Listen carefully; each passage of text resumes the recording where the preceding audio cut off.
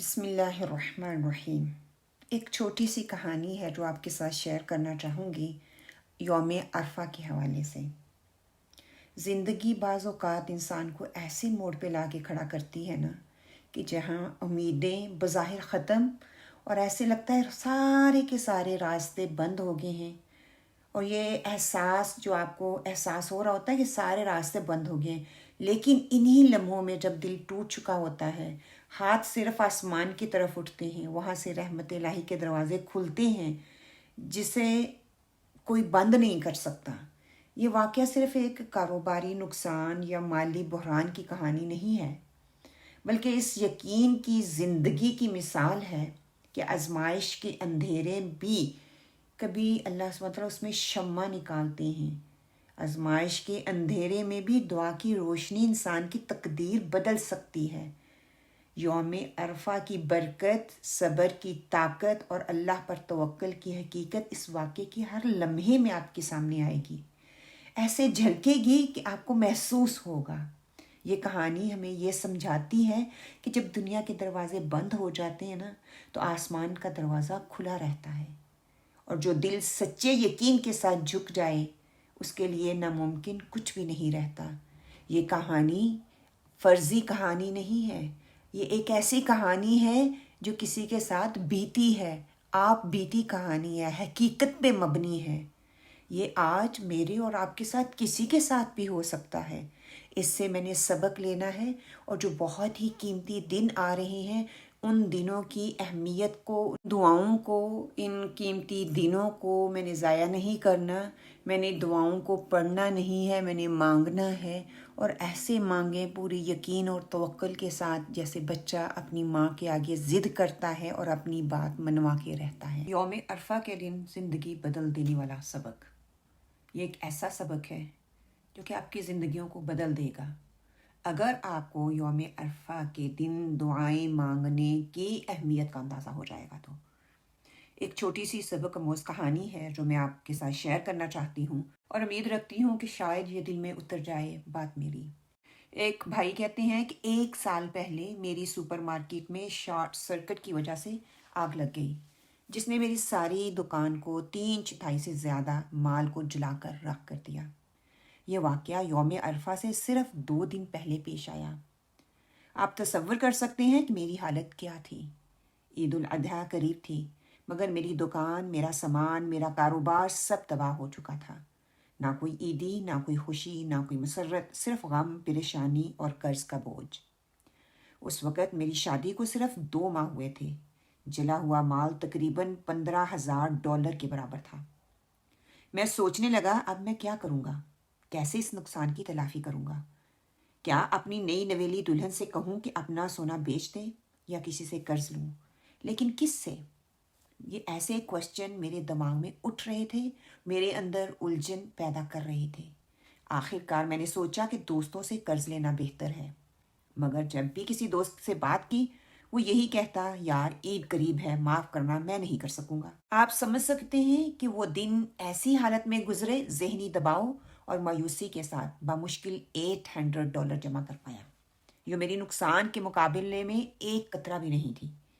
اس رات میں گھر واپس جا رہا تھا تو ایک پڑوسی ملا، کہنے لگا عید مبارک بھائی، کل روزہ نہ بھولنا۔ میں نے دل میں سوچا روزہ؟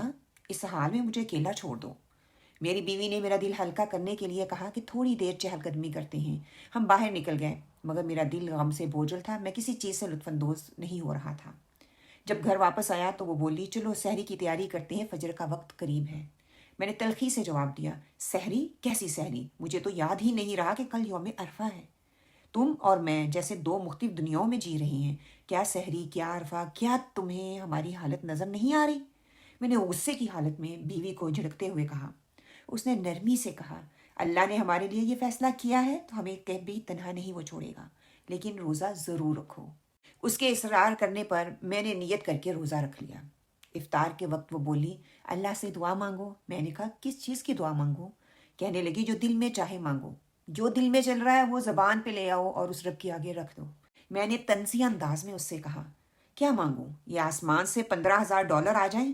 کیا یہ ممکن ہے؟ ایسا ہو سکتا ہے؟ کیسے سوال کر رہے ہیں؟ اور مجھے ایسا لگ رہا تھا وہ مجھے ٹونٹ کر رہی ہے، میرے گزرے ہوئے حالات کے اوپر وہ مجھے طنز کر رہی ہے۔ اس کے ہر الفاظ مجھے چبھ رہے تھے۔ وہ بولی، جس نے آسمان بنایا وہ ہر چیز پر قادر ہے۔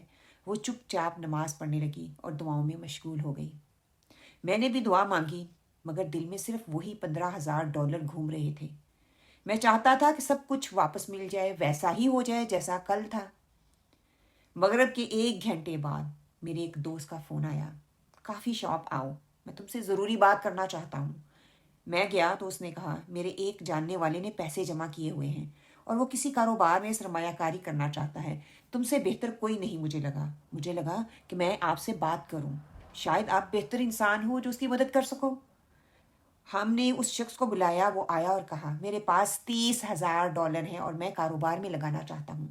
میں نے کہا، میری دکان کو $15,000 کے مال کی ضرورت ہے، کیوں نہ آدھے پیسے مال میں لگاؤں اور آدھے دکان کی اس کو بہتر کرنے اور اس کی آرائش اور زبائش میں لگا دوں۔ منافع میں 50-50 کا حصہ ہوگا جب تک تمہارا اصل سرمایہ پورا واپس نہیں ہو جاتا۔ ہم نے معاہدہ کر لیا۔ میں نے دکان دوبارہ بنائی، مال خریدا اور عید کے بعد دکان کھول لی۔ اس دن میری خوشی کی انتہا نہ تھی۔ ان سارے چکروں میں بھول ہی گیا کہ دکان میں آگ لگنے سے 1 ہفتہ پہلے میری والدہ کینسر کی تشخیص ہوئی تھی۔ ٹیسٹ کرنے والے نے کہا تھا نتائج عرفہ کے دن آئیں گے۔ نتیجے آئے، منفی تھے۔ الحمدللہ وہ مکمل طور پر صحت مند تھی۔ جب امی کو پتہ چلا تو وہ خوشی سے پورا دن روتی رہی، اللہ کا شکر ادا کرتی رہی۔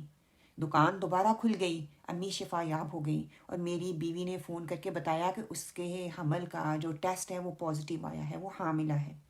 پھر اس نے مجھ سے کہا، اب سمجھ آیا روزہ رکھنے اور عرفہ کے دن دعا مانگنے کی کیا طاقت ہے۔ میرے رسول نبی محمد صلی اللہ علیہ وآلہ وسلم نے اپنی امت کے لیے رو رو کے ایسے ہی ہاتھ تو نہیں اٹھائے تھے۔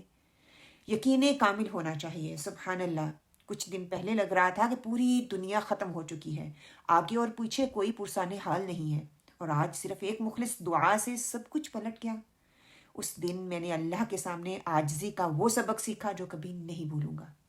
اس لیے سوچا آپ لوگوں کے ساتھ شیئر کروں۔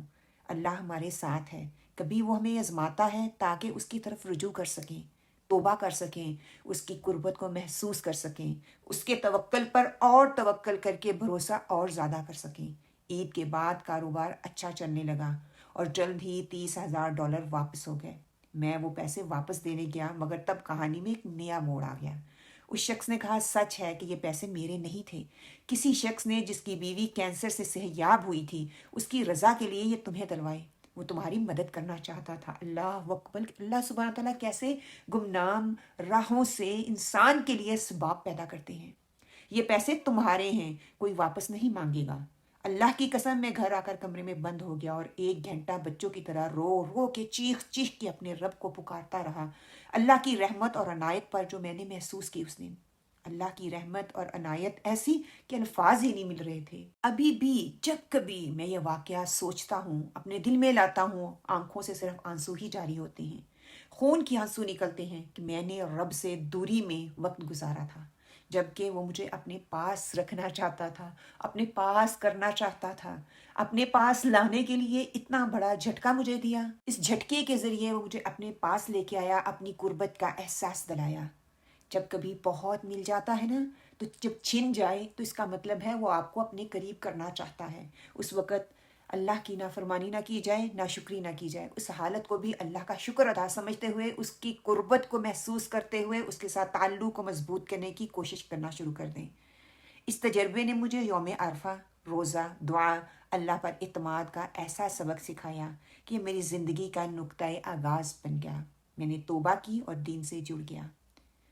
یہ سبق تھا میری کہانی کا کہ اللہ کبھی کبھی دینے کے لیے روکتا ہے اور روکنے کے لیے دیتا ہے۔ یہی اس کی حکمت ہوتی ہے۔ جب وہ چلتے ہوئے، دوڑتے ہوئے مصروف زندگی میں کسی نہ کسی ہرڈل میں آپ کو روک لیتا ہے، وہ چاہتا ہے کہ رک جاؤ اور اس کی طرف آؤ۔ یہ ذوالحجہ کے 10 دن بہت ہی مبارک دن ہیں، بابرکت دن ہیں۔ ہم جتنی دعائیں کر سکتے ہیں کریں، جتنی توبہ مانگ سکتے ہیں مانگیں، جتنی ذکر و اذکار کر سکتے ہیں اس پہ محنت کریں، اور دنیا بھر میں مظلوم مسلمانوں کو نہ بھولیں۔ رسول صلی اللہ علیہ وآلہ وسلم نے فرمایا، جو کسی کو نیکی کی طرف رہنمائی کرے اسے بھی وہی اجر ملے گا جو نیکی کرنے والے کو ملتا ہے۔ یہ مسلم کی حدیث ہے۔ اس لیے اس واقعے کو خود بھی سنیں، اس سے سبق حاصل کریں، دوسروں تک پہنچائیں۔ کیا پتہ آپ کی زندگی ختم ہو جائے اور آپ کے اعمال نامے میں نیکی کی دعوت باقی رہ جائے۔ آپ کے اس واقعے کو شیئر کرنے سے کسی کی زندگی میں سکون آ جائے، کسی کے دل کو اطمینان مل جائے، کسی کا اللہ کی طرف آ جانا آسان ہو جائے، اللہ کے اوپر توکل کرنا آسان ہو جائے، کسی کے لیے زندگی کے یہ چند دن، گنتی کے چند دن گزارنا اتنا آسان ہو جائے کہ وہ اللہ کی قربت کو پا لے۔ صرف صدقہ جاریہ سمجھتے ہوئے میں نے آپ لوگوں کے ساتھ اس کہانی کو شیئر کیا، کیونکہ یہ کہانی میرے دل کو چھو گئی۔ ہم یہ قیمتی دن بس ایسے ہی گزار دیتے ہیں، ان قیمتی دنوں سے بہت فائدہ اٹھانا ہے۔ سبحانک اللہم و بحمدک، اشہد ان لا الہ الا انت، استغفرک و اتوب الیک۔